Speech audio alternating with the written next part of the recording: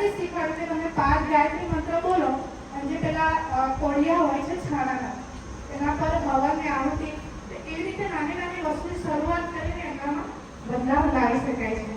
વધારે તો હું નહીં કહીશ, એટલામાં જો હું પૂર્ણ વિરામ આપું છું, પણ એટલું જરૂર કહીશ કે જેમ સવારે બેને કીધું કે ક્વોલિટી જોઈએ, ક્વોન્ટિટી નહીં. તમે 3-4 દી અહીંયાથી શીખીને જાઓ તો ત્યાં જઈને તમે કેટલાને શીખવાડો છો એ જરૂરી છે. હવે તમે બરાબર છે કે અહીંયા તમે ઓછા લોકો આવી શકો છો, પણ ત્યાં જઈને તમારે પ્રચાર કરવાનો છે. એવું નથી કે અહીંયા સુધી સીમિત છે, અહીંયા 5 વાગે ઉઠો છો, મેડિટેશન કરો છો, ગાયત્રી મંત્ર કરો, એટલાથી કાફી નહીં થાય. તમારે ઘરે જઈને આ જે રેગ્યુલેશન છે એ કરવું પડશે. તમારે ખુદને રૂલ્સમાં અને નિયમમાં રહેવું પડશે. ખાવા પીવા પર ધ્યાન આપવું પડશે. શુદ્ધ સાત્વિક ખોરાક ખાવો પડશે. બહાર જોયા પાણીપુરીની લાડી જોઈ ખાવાની ઈચ્છા થઈ, પણ ત્યારે અંદરથી કે આ મારું શરીર બગાડશે, આ વસ્તુનો વિચાર આવવો જોઈએ.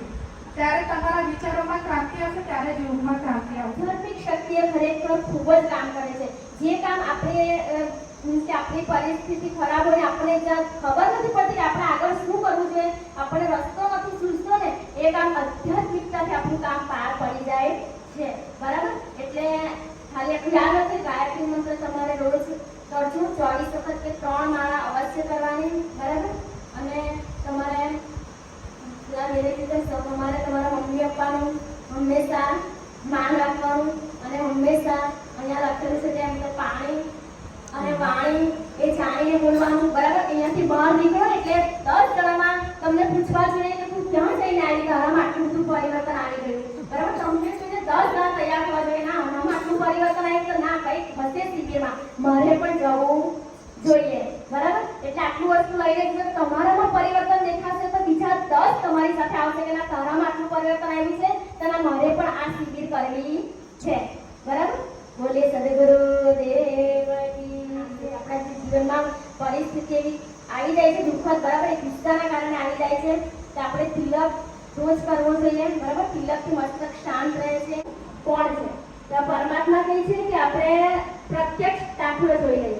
કેમ કે આપણે તમે સાયન્સ ભણતા હો તમને ખબર હશે કે તમને થિયરી કરતાં પ્રેક્ટિકલનો વધારે રસ પડે છે. બરાબર?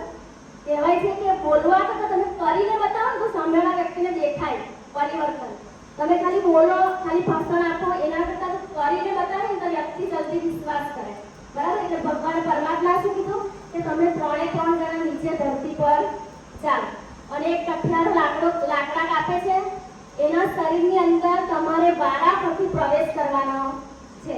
બરાબર? તો સૌથી પહેલા 3 જણા ધરતી પર આવ્યા, કઠિયારો લાકડા કાપતો હતો. સૌથી પહેલા કર્મએ કઠિયારાના શરીરમાં પ્રવેશ કર્યો. બરાબર? હવે કર્મ એના શરીરમાં પ્રવેશ કરી ગયો એટલે એને કામ કરવાની એકદમ શક્તિ આવી ગઈ.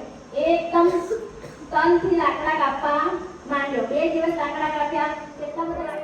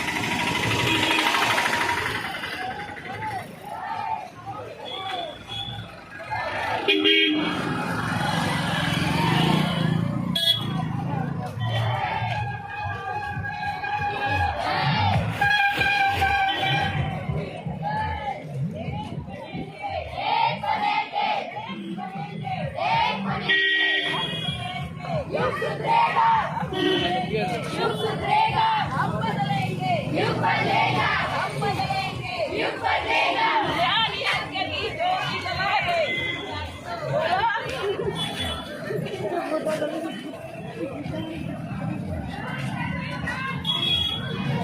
जागेगी भाई जागेगी युवान शक्ति जागेगी जागेगी भाई जागेगी युवान शक्ति जागेगी युवान जागो दहेज प्रथा बंद हो युवान जागो दहेज प्रथा बंद हो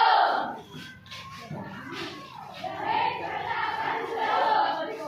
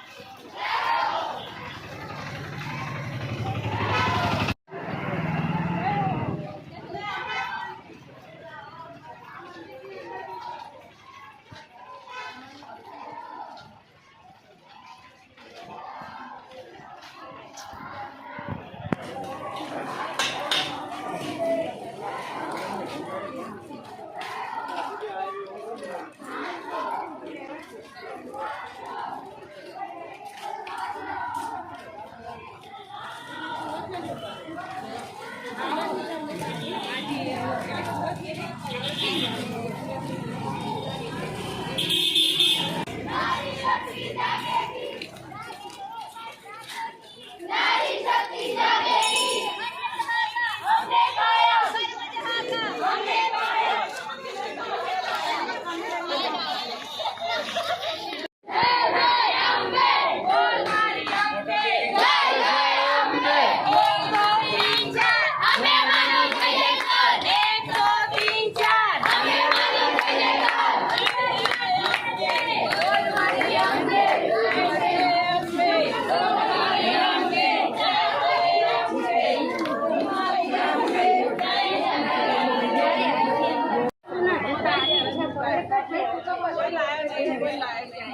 जय હાથ પાડે છે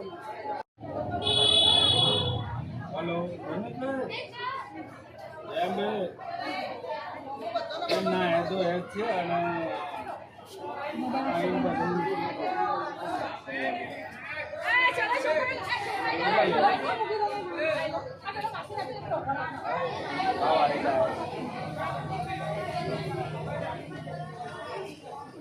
બધા લાઈનમાં થઈ જજો બાબા તમારી લાઈનમાં બેટા બધા લાઈનમાં જજો फिर सवारी जाएगा ના બતાવી દે લાઈનમાં જો જય જય અંબે જય જય અંબે જય જય અંબે બોલ મારી અંબે જય જય અંબે જય જય અંબે અંબે માનો જય જયકાર અંબે માનો જય જયકાર 1 2